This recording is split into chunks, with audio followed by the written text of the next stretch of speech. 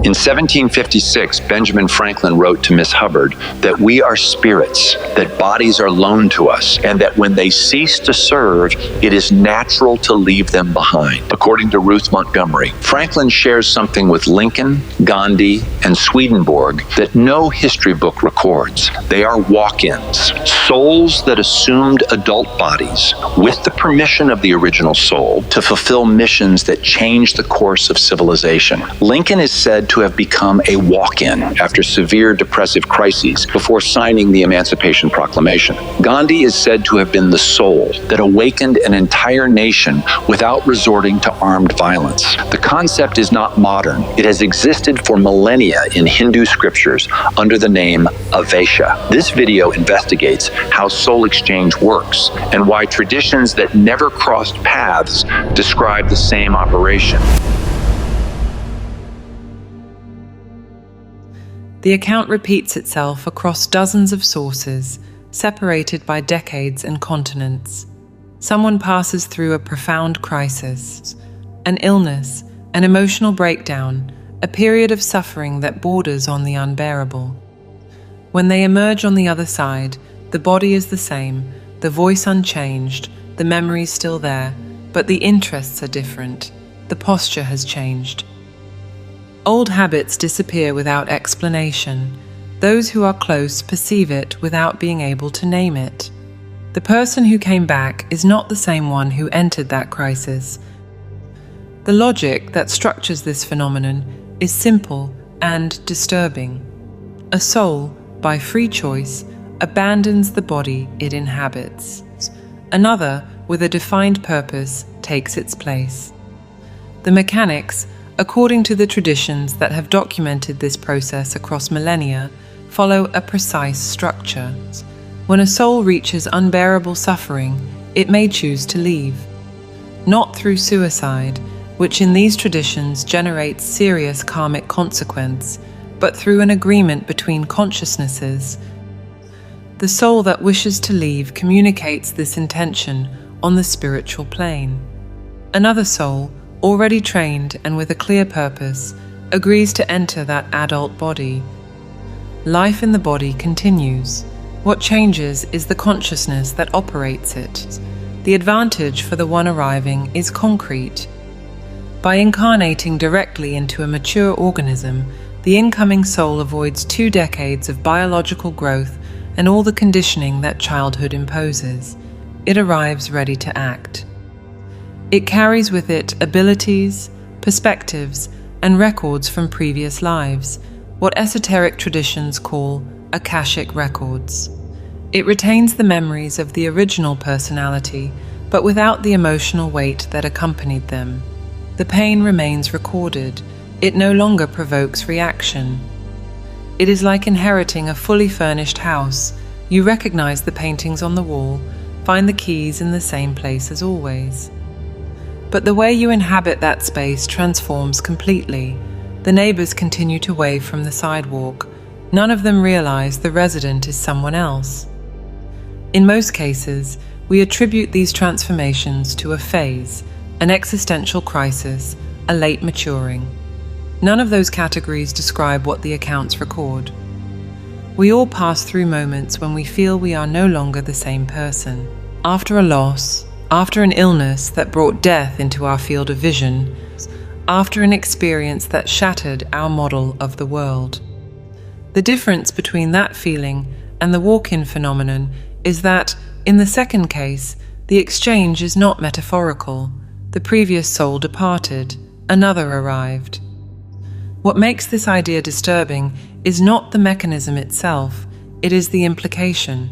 If a soul can leave a body and another can enter, identity and body are not the same things. They never were. It sounds like invention, it sounds like projection, but the term walk-in is a loose translation of Avesha, a Sanskrit word found in Hindu scriptures thousands of years old. The same process appears in Buddhism under the name bodhisattva, enlightened beings who return to the physical plane to serve humanity.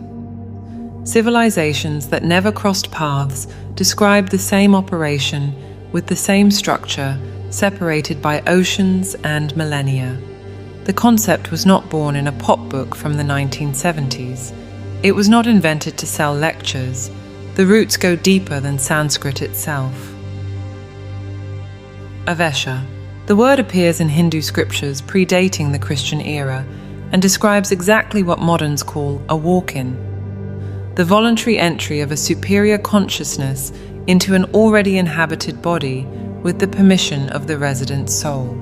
The term is not marginal in these traditions. It integrates the technical vocabulary about the soul with the same naturalness with which other terms describe karma or reincarnation. Yogic texts distinguish between temporary entry, in which the visiting consciousness withdraws at the end of the process, and permanent transfer, where the original soul departs definitively and another assumes the body. The second is the walk-in. The distinction from possession is essential. Avesha presupposes consent and cooperation. Possession, in the same vocabulary, implies invasion and resistance. They are opposite operations. In Buddhism, the same process receives a different name, bodhisattva, a being who has achieved enlightenment and could remain outside the cycle of rebirths, but chooses to return to the physical plane to help other beings. The motivation behind this return is vow, not curiosity or attachment. The bodhisattva renounces the full freedom of nirvana to return to the field of suffering, because they recognize that there are consciousnesses that still need guidance to find the way out.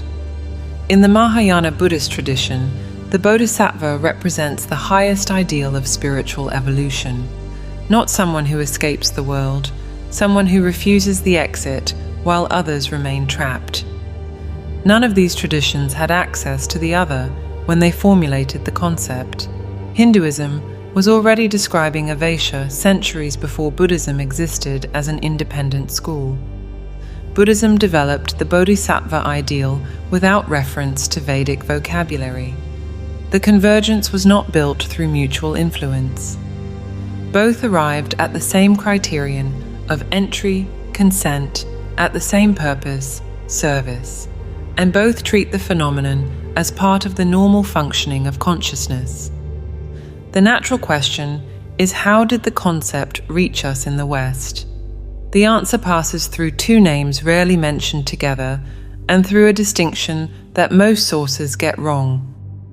The Tibetan master, Djwhal Khul, is frequently associated with Helena Blavatsky. The association is not precise. Blavatsky was the pioneer who introduced to the West the existence of a spiritual hierarchy operating behind human evolution. She founded the Theosophical Society in 1875 and paved the way for everything that followed in this field.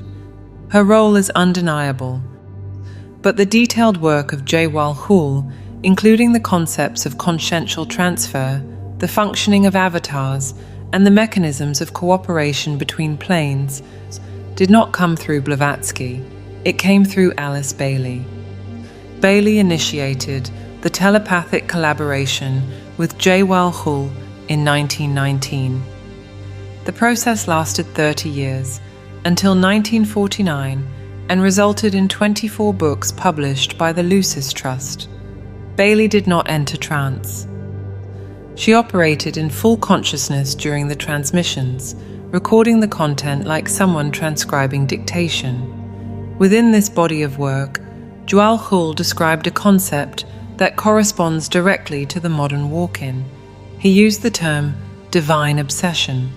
In his perspective, the phenomenon occurs when an individual voluntarily cooperates with a more evolved entity that seeks to use physical vehicles with the exclusive objective of serving humanity. The word obsession may cause unease. In common usage, it carries connotations of invasion, control, loss of autonomy. Djwhal Khul inverted the meaning. Divine obsession presupposes full consent, alignment of purpose, and above all, that the entity entering does not come for its own benefit. It comes for others. What distinguishes Djwhal Khul's contribution from the Eastern traditions is the explication of the mechanics. Hinduism names the phenomenon. Buddhism describes the motivation. Djwhal Khul mapped the engineering. How the cooperation between two consciousnesses is established, what conditions need to be present, and why the process tends to intensify as humanity develops continuity of consciousness between the physical, emotional, and mental states.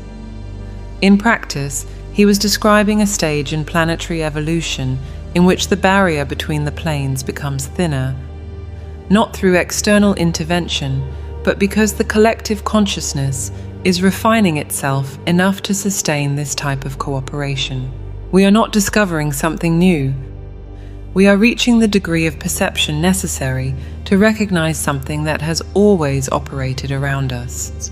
Avesha, Bodhisattva, divine obsession, 3 vocabularies for the same procedure. What this alignment implies is that none of these traditions were describing theory. They were mapping something they observed happening. Ruth Montgomery was not a mystic. She was a journalist, a political columnist in Washington. She covered Capitol Hill with the professional skepticism the job demands. When her spiritual guides began transmitting information through automatic writing, her first reaction was doubt. The book itself records the moment when that tension reached its peak. After drafting the first 2 chapters about walk-ins, Montgomery panicked. She had a horror of misleading her readers. She had explored psychic phenomena in previous books, investigated mediums, and reincarnation with the caution of someone who investigates without committing. But walk-ins were another level. The subject was not communication with the other side. It was something more radical. Souls occupying other people's bodies by mutual agreement. The leap between journalist who investigates strange phenomena and journalist who publishes that souls switch bodies could dismantle everything she had built over decades of career. The guides responded with a question. If the world already accepts that negative spirits can invade occupied bodies, a phenomenon psychiatry records under the label of possession, why would it be impossible for an elevated soul to do the same, with explicit permission and humanitarian purpose? If the door exists on one side, it exists on the other. What changes is not the mechanism, it is the intention. Negative possession operates through invasion without consent for the benefit of the entering entity. The walk-in operates through agreement with full consent for service to humanity. The world accepts the first without questions. Resisting the second requires explaining why the mechanism would only work in one direction. When that argument was complete on the page, what changed was not my belief in walk-ins. It was my inability to reject the phenomenon without examining where that rejection was coming from. Not because it proves that walk-ins exist, but because it exposes that automatic rejection does not hold up in logic, it holds up in discomfort. We accept the dark version naturally and reject the luminous version by reflex without examining the reason. What Montgomery did was not merely report a theory. She applied journalistic methods, interviews with identified walk-ins, cross-referencing of sources, verification of consistency between independent accounts. She brought all of this to a phenomenon that, until then, had only circulated in closed esoteric circles. Her book sold hundreds of thousands of copies and placed before us, for the first time, the concept of the walk-in in accessible language. A skeptical journalist became, without planning it, the West's main gateway to a subject that no conventional media outlet would dare touch. But Montgomery was not the first name to put this phenomenon into circulation in the West. Before her, during the same years she was covering the American Congress, a Tibetan monk was writing about the process from within. Tuesday Lobsang Rampa wrote about consciential transfer in the 1950s and 1960s. using the term body change instead of walk-in. Rampa did not describe the phenomenon as an outside observer. He described it as a protagonist. In a previous incarnation, according to his account, he went through the entire Tibetan monastic training until he became an abbot. He survived Japanese torture during the Second World War. After the death of that Tibetan body, he entered the body of an Englishman who agreed to depart on the 13th of June 1949. Rampa described the exchange as a coordinated transition, not a sudden event. Before the definitive substitution, walk in and walk out maintain contact for a considerable period on the spiritual plane. The arriving soul needs to adapt to the new organism, to familiarize itself with reflexes and rhythms that are not its own. During the transition, the person may seem disoriented, like someone who woke up in a room they don't recognize. In the Rampa story, published in 1960, he recorded the most unvarnished definition ever written about the phenomenon. The body can be discarded like an old garment for which the wearer has no further use, and passed on to whoever needs it for some special purpose. We are so fused with the idea that body and identity are synonymous that hearing someone treat the organism as a piece of clothing provokes immediate resistance. The body as a functional instrument, not as the permanent seat of who you are. Montgomery brought journalistic credibility. Rampa brought the first-person account. If the phenomenon operated in a monk who survived torture and in a journalist who covered the American Congress, where else might it have operated, invisible, at historical scales?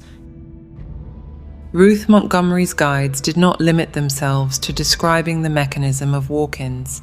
They identified names, and the list begins with a figure no conventional historian would associate with this phenomenon: Benjamin Franklin. Franklin was 22 years old when he wrote his own epitaphs. He compared himself to an old book with a worn cover and faded lettering, whose content would reappear in a new and more elegant edition, revised and corrected by the author. His biographer, Carl Van Doren, considered this text the most famous epitaph in American history. Written 6 decades before his death, the epitaph reveals a relationship with mortality that no contemporary expressed with such clarity. According to the guides, at 22, Franklin was already a walk-in. The soul that wrote that text was not using metaphor, it was describing what it knew from direct experience. Franklin also recorded his position on reincarnation with a clarity that clashes with the rationalist enlightenment for which he is usually remembered, observing that nothing in God's work is annihilated, that not even a drop of water is lost. He declared he could not accept that millions of ready minds would be discarded while new ones were continuously manufactured. The mind, for Franklin, was as indestructible as matter. And the possibility of return in a new body was not superstition. It was the logical consequence of a principle he observed throughout nature. Abraham Lincoln. The guides describe Lincoln becoming a walk-in after a period marked by violent headaches and severe depressive episodes. Biographical accounts document this phase as the darkest of his personal life. The Lincoln who crossed that crisis, according to the guides, gave way to an elevated entity that signed the Emancipation Proclamation and led the country through a war it considered horrific but necessary to free millions from slavery. Lincoln's speeches during this period reveal someone who treated the decision to send soldiers to their deaths as a personal weight and yet pressed forward. The distance between the Lincoln who hesitated on the question of slavery and the Lincoln who confronted it head-on is not gradual in the historical record. It is abrupt. Mahatma Gandhi. The guides identified Gandhi as the soul that awakened a sleeping giant, India, without the aid of the sword. An entire nation won its independence, led by someone whose strength operated on a principle that conventional military strategy cannot reach. When Montgomery asked why Gandhi did not return as a walk-in to help contemporary India, the answer inverted the premise. Gandhi was serving in a far more expansive way from the spiritual side. Without a physical body, to locate his presence at a single geographic point, the reach multiplies. Physical presence, in this case, limits. Outside the body, the reach expands. The guide's list goes beyond these three names. It includes figures spanning centuries and continents. Emanuel Swedenborg, a Swedish scientist who stood at the peak of European scientific fame when, after describing an experience in which he saw the heavens open, he abandoned his scientific career and devoted the rest of his life to mapping the spiritual world. The guides suggest the transition was not religious conversion. It was an exchange.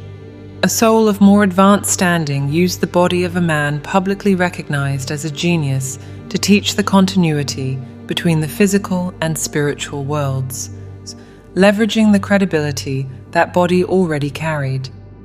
Shankara, the Indian philosopher of the 8th century, greatest exponent of Advaita Vedanta, Meister Eckhart, the Dominican monk who taught direct union with God without intermediaries, a doctrine that nearly sent him to the stake. Joseph of Egypt, the young man from Canaan, with the coat of many colors who, according to the guides, gave way to a highly evolved entity that interpreted the pharaoh's dreams and became governor. Montgomery also records that 3 of the framers of the Declaration of Independence were walk-ins. The document that founded the most influential nation of the modern era was, in part, conceived by consciousnesses that were not born in the bodies that signed it. When I first read the complete list, what drew my attention was not the grandeur of the names, it was the pattern. In every case, the transformation happens at a breaking point. Personal crisis, limit experience, collapse that seems to end a trajectory. And on the other side of that rupture, someone emerges who acts with a clarity, a courage, and a scale of vision that the preceding circumstances do not justify. The walk-in theory proposes a more direct reading. The person who emerged from the crisis was not the same one who entered it. How many transformations that history recorded as late awakenings follow this same pattern? None of these names publicly declared being a walk-in. Most probably had no awareness of what had happened. The guides explain that walk-ins operate in secrecy for pragmatic reasons. If someone declared they were occupying a body where they were not born, they would face ridicule. If a mother discovered that her child's soul had departed, she would suffer needlessly. The mission requires social integration. Anonymity protects the work. What remains to us is indirect evidence. Letters, epitaphs, documented personality changes, and transformations whose scale did not fit within any trajectory that preceded them. The objection arises early. When we first encounter the walk-in theory, the question is automatic. If the soul that departed was suffering, isn't abandoning the body the same as giving up? A flight dressed in spiritual vocabulary. The guides were direct. A walkout is not surrender. The difference from suicide is structural. Suicide destroys a body and, in the understanding of these traditions, generates serious karmic consequence. It prematurely interrupts the learning plan of that life and can result in the repetition of the same scenario in a future incarnation. The walkout preserves life. The body continues to function. What changes is who inhabits it. The soul that departs does so by free choice, without external pressure, often after having fulfilled what it came to do, or recognizing it no longer has the strength to continue. The distinction may seem subtle. In both cases, someone leaves the body, but the mechanics are opposite. In suicide, the instrument is destroyed. In the walkout, the instrument is preserved and transferred. The difference between breaking a violin because you can no longer play it and handing it to someone who can. Before reincarnation, According to this view, each soul chooses to be born in a situation that offers it the best opportunities to settle karmic debts and learn necessary lessons. The choice is made in the period between lives, in a dimension that walk-ins call otherwhere, the space of preparation between incarnations. What the guides added to this understanding is unexpected. In certain cases, a soul voluntarily offers itself to repeat the complete cycle of childhood and youth with a deliberate purpose. Not to complete its own journey, to prepare that body for a more advanced entity that will enter it as a walk-in. The original soul, in those cases, came into the world knowing its role was to be a bridge. The soul that departs is not fleeing from failure, it is completing a function it accepted before it was born. The suffering it went through during childhood and youth was not wasted. It was the preparation of the vehicle for whoever would come next. Every emotional scar, every developed habit, every relationship built served to equip that body with the baggage the walk-in will need to operate among us. The notion that a soul can be born with the mission of preparing a vehicle for another soul is, within this system, as operational as reincarnation itself. And there are even more extreme situations. The guides report cases in which a walk-in assumes the body of a wounded soldier on a battlefield or of a prisoner condemned to death. The objective is precise: to erase a karma from a previous life in which the arriving soul caused death or violent injury to another person. The exchange in those cases offers confrontation, not comfort. The entering soul deliberately chooses suffering as an instrument of redemption. The account of walk-ins, assuming the bodies of wounded soldiers or condemned prisoners, eliminated any remaining association in my mind between walk-in and spiritual privilege. If the arriving soul can choose a wounded or condemned body as its vehicle of redemption, what does that reveal about the nature of suffering? The guides compared the selection system to a sort of celestial computer that matches available physical opportunities with qualified candidates for re-entry. Candidates who have undergone intensive training in the otherwhere. Wanting to return is not enough, being prepared is the requirement. And once back, the walk-in assumes alongside the body the unfinished tasks of the soul that departed before it can begin its own. Family debts, professional commitments, relationships the original soul began. Everything must be concluded or set in motion before the walk-in can devote itself fully to its mission. The guides were clear on 2 points. There is never pressure for anyone to become a walkout. The decision comes exclusively from the soul that wishes to leave, made in full freedom. A prolonged desire for rest from worldly affairs already functions as a signal for the walk-in to begin drawing near. The signal is not a summons, it is an invitation, and the invitation can be declined without consequence. The impossibility of reversal is equally clear. Once inside the body, the walk-in remains there until the natural death of that organism. There is no way back. Consciousnesses at different stages of evolution negotiate among themselves within a system that places service above comfort, balance above convenience, freedom above all. What the guides describe is not human morality applied to the spiritual plane. It is a system that treats suffering as a functional medium of exchange, not as a flaw to be corrected. But not every soul that serves operates under the same conditions. Montgomery recorded a distinction that most readers pass by without noticing. Montgomery presented the guides with an extensive list of religious and spiritual leaders: Krishna, Buddha, Horus, Odin, Zoroaster, Mithra, Quetzalcoatl. The question was direct: were these beings walk-ins? The answer surprised her. Most of those names, the guide said, were avatars. An avatar is not the same thing as walk-in. The avatar is a perfected soul that moves between the physical and spiritual planes with absolute freedom. It can materialize before disciples at a distance. It can appear in two places at once. It enters and leaves the material plane like someone opening and closing a door. Krishna, according to Hindu scriptures, demonstrated exactly this capacity throughout the Mahabharata. The walk-in operates under completely different rules. Once inside the body, it remains there until the natural death of that organism. The commitment is irreversible. There is no early exit. The guides were emphatic. A walk-in can never become a walkout. By accepting the privilege of re-entering an adult body without going through childhood, it accepts alongside it a vow of altruism that cannot be broken. Montgomery recorded this principle as universal discipline, the most committed form of service the system describes. Avatar and walk-in differ in structure, not in degree.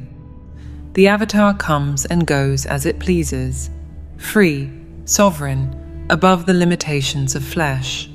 The walk-in accepts binding itself to the human condition with all the pain we know. It accepts aging in that body. It accepts falling ill in that body. It accepts the exhaustion, the fragility of another person's nervous system, the limits of a brain that was not formatted by it. The avatar serves from above, the walk-in serves from within, and neither of them, according to the guides, came to found a new religion or proclaim themselves a savior. They came as servants. They planted seeds through example and subtle suggestions, never through impositions. This information contradicts centuries of religious interpretation that positioned these beings as founders of doctrines. The guides maintain that the doctrines came later, created by followers, not by the original servants. Humanity transformed messengers into icons and examples into dogmas. What the guides describe behind all this architecture is a single logic. Every soul began as a spark emanated from the Creator, and every exchange serves a single trajectory, the return to that source.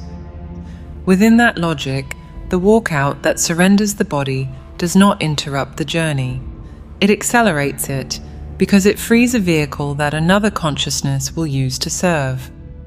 And the walk-in that accepts that vehicle carries alongside it the residual karmic weight of its predecessor, settling debts that are not its own so that the cycle advances. No piece is wasted. The economy is closed. If the avatar demonstrates what consciousness can do when it operates free of restrictions, the walk-in demonstrates what consciousness chooses to do when it voluntarily accepts the restrictions. Both serve, but the walk-in serves by accepting the full weight of the human experience as a non-negotiable condition. The flesh is not an obstacle, it is the instrument. What structures this choice has? Traceable engineering. Montgomery documented the mechanism in detail. Montgomery detailed, based on information from the guides and conversations with identified walk-ins, a complete support system that accompanies each exchange. The walk-in and the walk-out function as kindred souls, not necessarily linked in past lives, but able to communicate with ease at a deep vibrational level. Before the definitive substitution, they maintain contact for a considerable period. The exchange is a coordinated transition. On the spiritual side, there are entities that specialize in this work. Some calm the departing soul, helping it release its attachment to the body it is about to leave.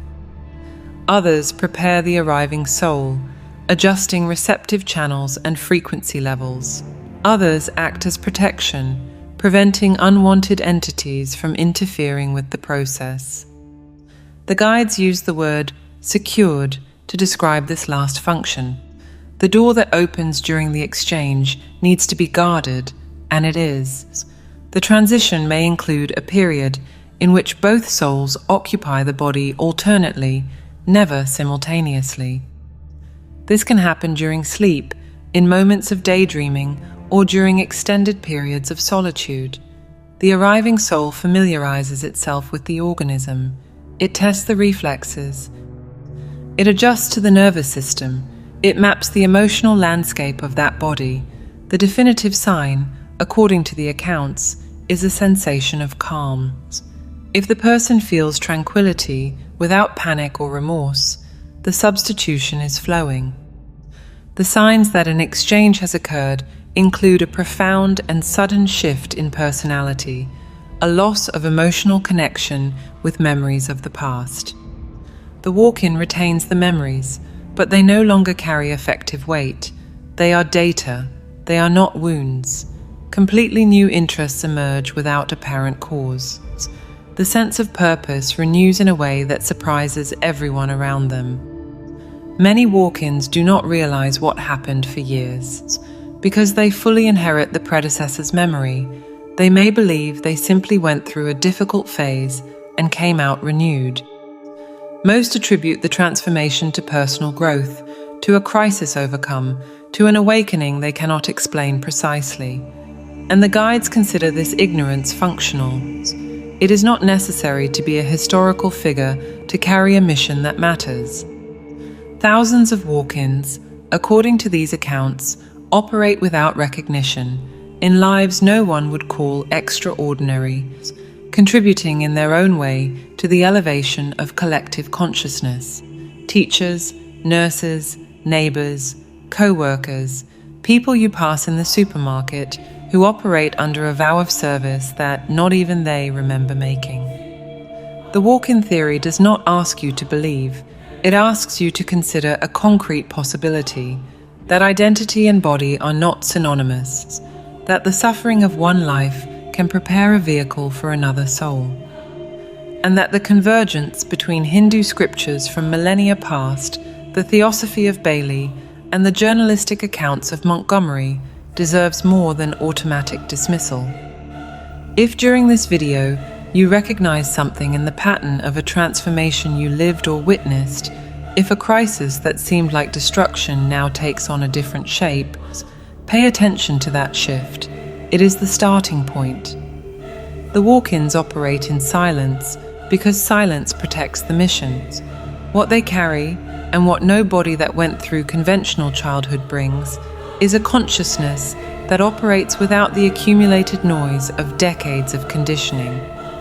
That state can be accessed. We have developed audio tools based on frequencies that prepare consciousness to operate with the clarity that this level of perception requires.